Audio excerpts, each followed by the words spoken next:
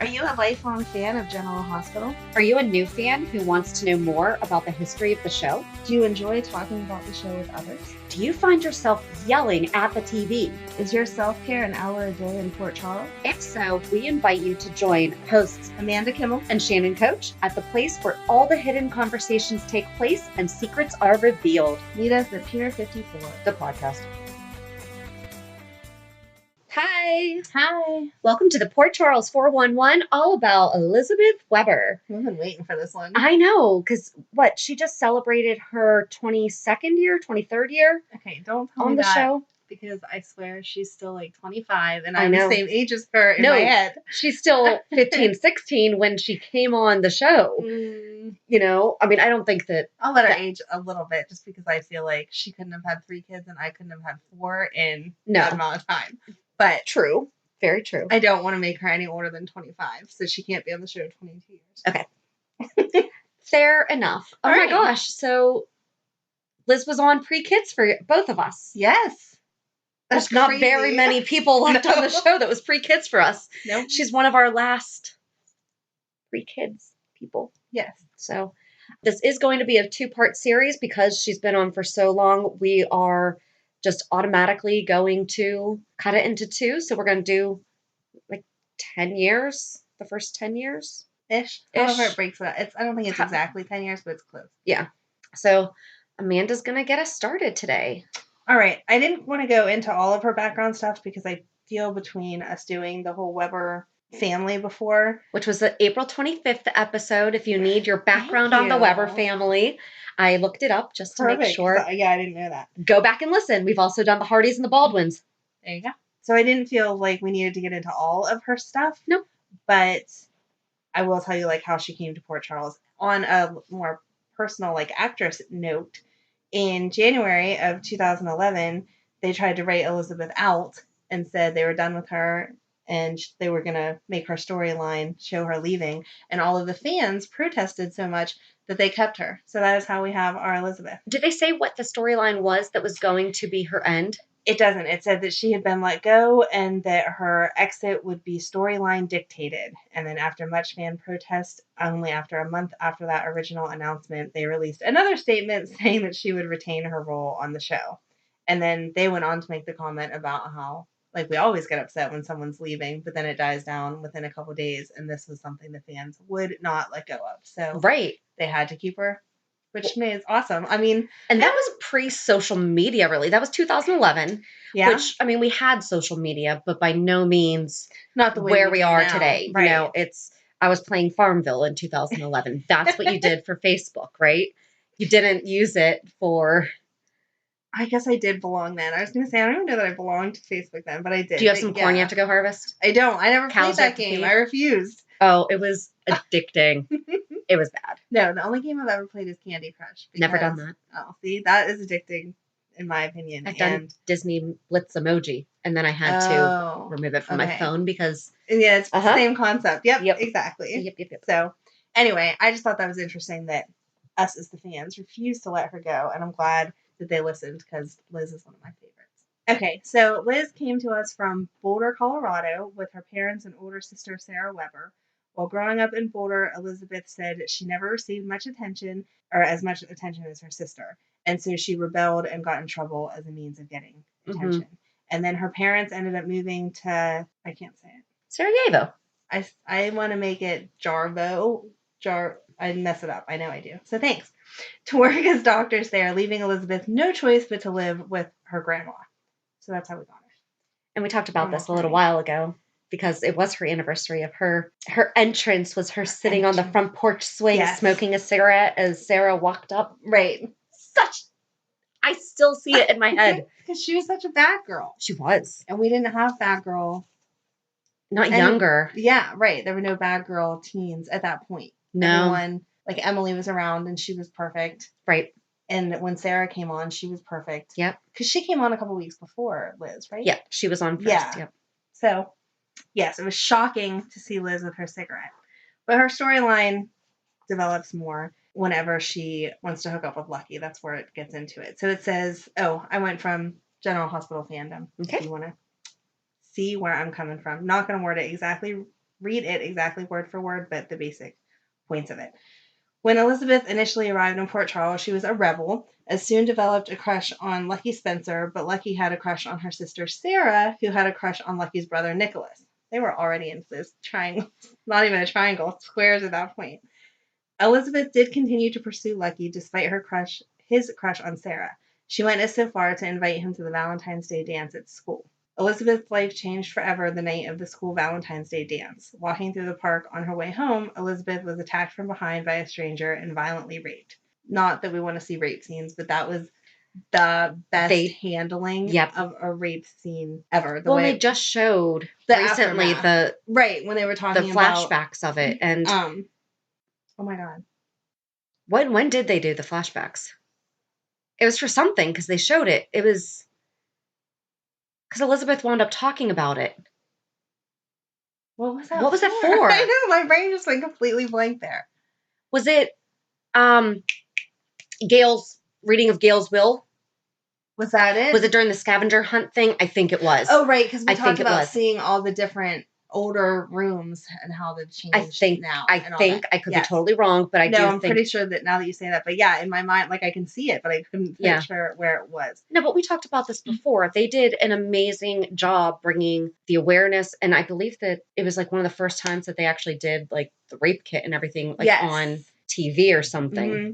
Right, because we had talked about at that time was whenever Grey's had just done that rape storyline. Yes. And we talked about how they went through very thoroughly. Yep. And it paralleled this that was so many years before that. Yep.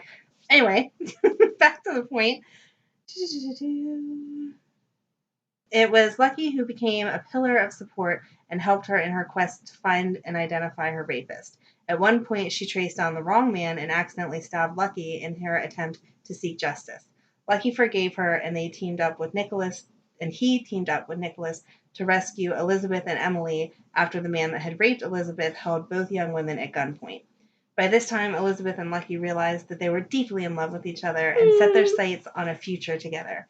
Elizabeth was surprised when Lucky suggested she attend an art school in New York City. She was hesitant until Lucky promised that he would go to New York with her. I loved her in her art stages, and he was so cute. Lucky surprised Elizabeth when he brought her a new dress and hinted at a big Valentine's Day surprise. The following year, obviously. Or I guess that was 2 years later. When Valentine's Day arrived, Lucky took Elizabeth to a romantic empty church and they vowed to love each other forever.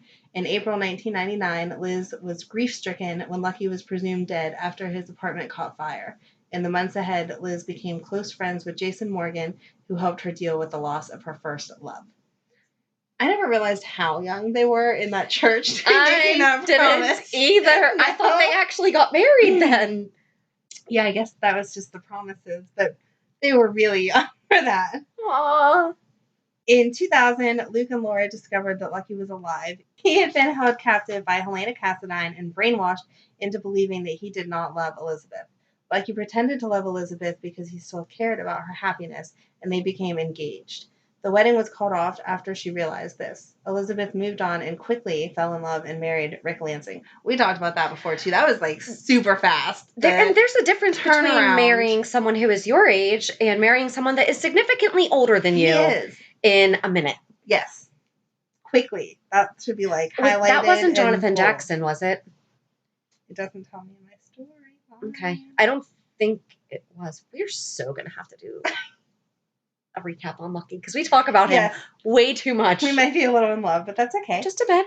Elizabeth discovers she is pregnant, but she miscarries, leading Rick to blame it on his brother, Sonny Corinthos.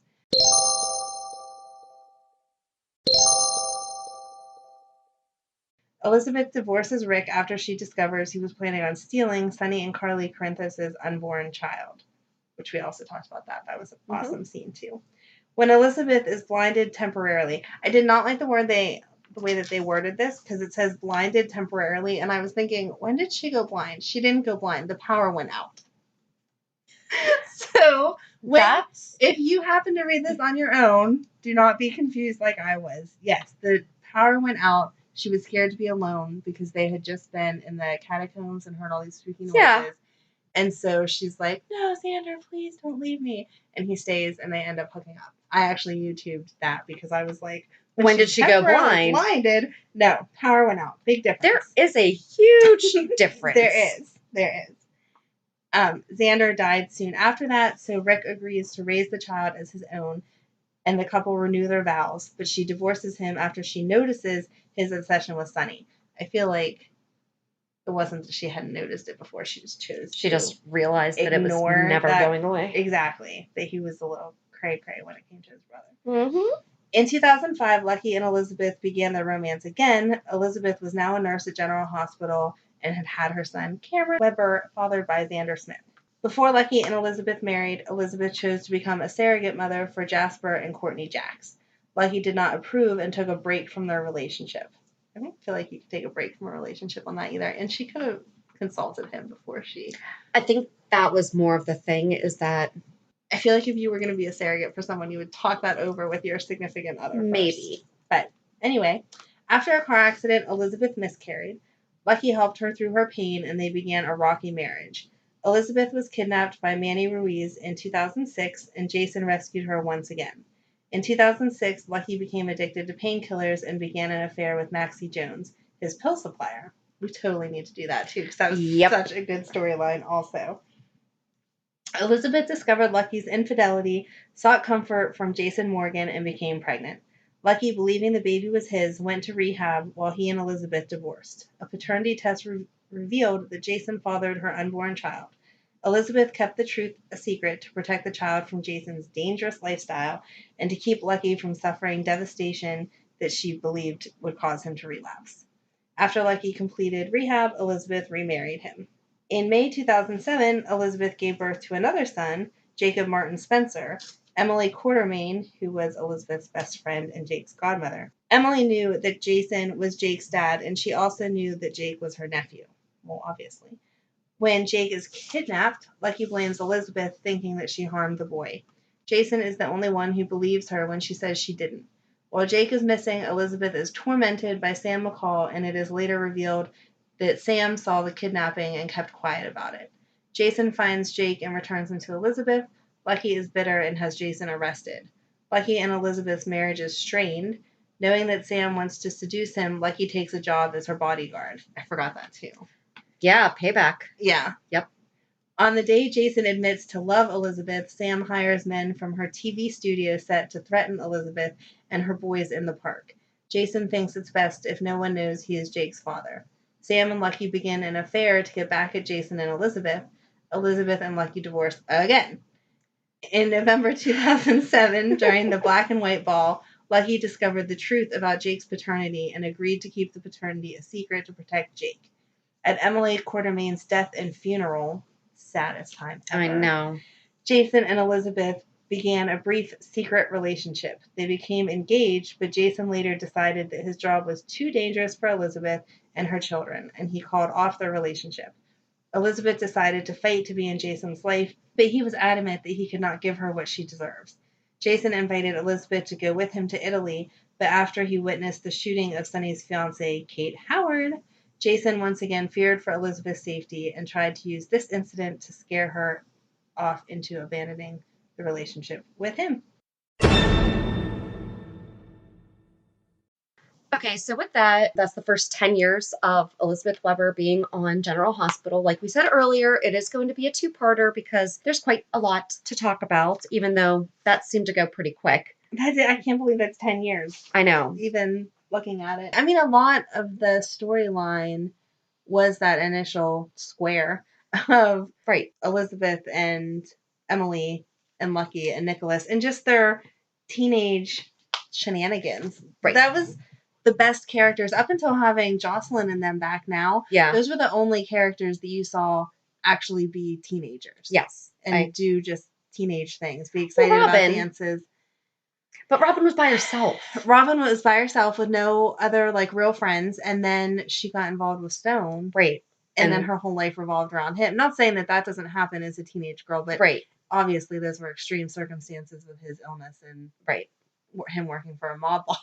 You know. I don't know about you, but my first true loves didn't work for mob bosses. So it kind of made things a little bit... There was a lot of conflict between Robin and her parents for that relationship. That showed a very true tone to that. but the four of them, Right. They were How do hanging they- out. They were they started doing out stuff together. Once Sarah left, it was the Three Musketeers. Yeah, basically. So, Yep. We've talked about it a couple times. We really struggle with liking Liz. I do. Because I like her. I want to like her, but sometimes she makes choices that I just can't stand behind. And she repeatedly makes them. Mm-hmm. So it's not, so we talked a little bit about the fact that Maxie really has learned from her past and has totally changed.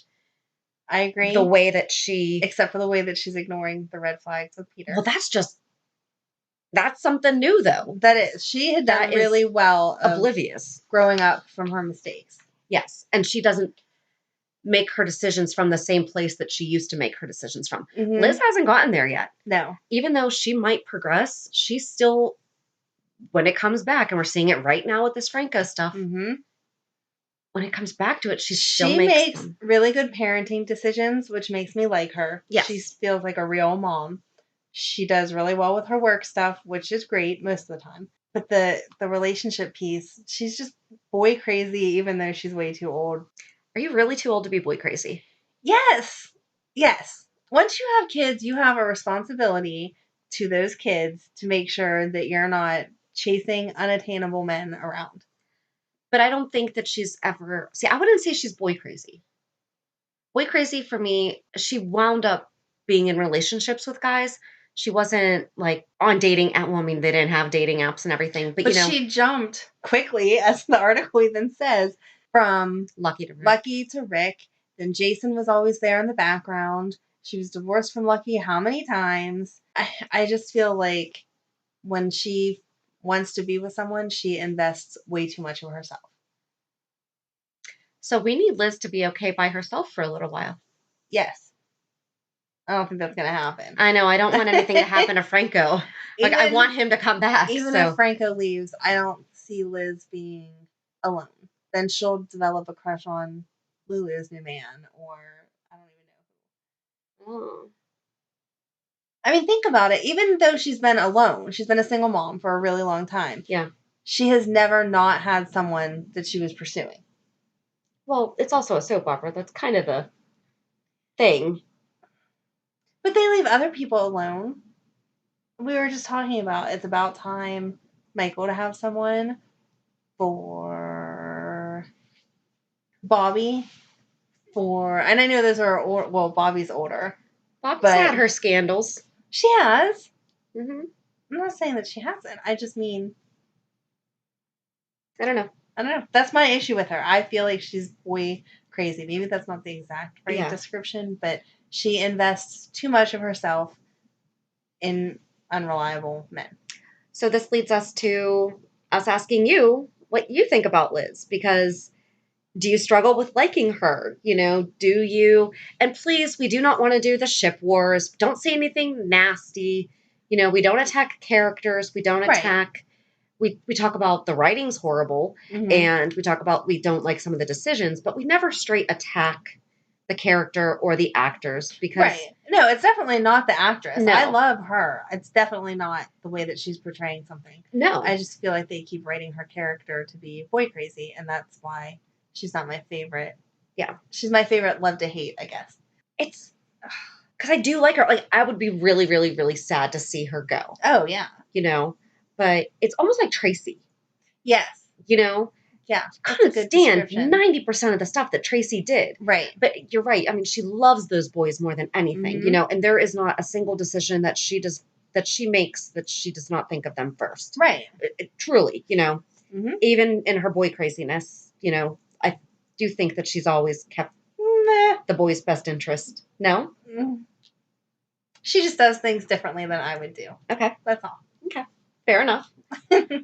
But so tell us on either Instagram or Twitter, or you can always email us at pier54podcast@gmail.com, and maybe even let us know your favorite Liz memory. I mean, we talked about a couple things that we enjoyed, or, what's just the one thing from the past 23 years of Liz that you just remember, when you hear Liz Weber, what's that thing that you think of? I think of the boxcar. I think of her and Lucky in the boxcar. Yes. What do you think of? I like that one. I think of her older. I mean, I love the Lucky scenes, Mhm. but I think of her older and trying to be with Jason. Okay. And just how lost she was in that. It was all good scenes, but I Mhm. felt like even back then it was like, Liz, just walk away. He's not meant for you. Yeah. They have a hardcore following, though. They do. They have I a know really they do. hardcore following. I just feel like he was always meant to be with Sam, and They've always been each other's backups. They were never each other's first choices. right. And It's like Kim and Julian. I'm not saying that they don't really like each other, but Kim always wanted to be with Drew instead. Right. And so I feel like Liz has always put way more into the Jason relationships than Jason has. Not to say he wasn't a good friend to her. Their friendship was solid. And not to say he didn't mean it when he said he loved her and like wanted to marry her and everything. Absolutely. He probably did. I just feel like it was not a 50-50 relationship. Mm-hmm. So I agree. All right. So join us next week for the second half of Liz Weber. Go to Instagram, Twitter, or email and let us know what you love to hate about Liz, what you hate to love about Liz. I can't wait to read everyone else's, because I know there's so much we're forgetting that someone else is going to bring up, and we're going to be like, oh my God, I totally forgot about that. Yeah. So, okay, so we'll meet you back here on Monday for the weekly recap. And until then, have a good weekend. And we'll meet you at the pier. Bye. Bye. If you enjoyed today's show, we invite you to go to pier54podcast.com to subscribe on your favorite platform. Don't forget to leave us a review. And you can also follow us on many social media channels. Just search for Pier 54 Podcast. Also, we are not perfect, so if there is something that we missed or messed up, just let us know by emailing us at pier54podcast@gmail.com.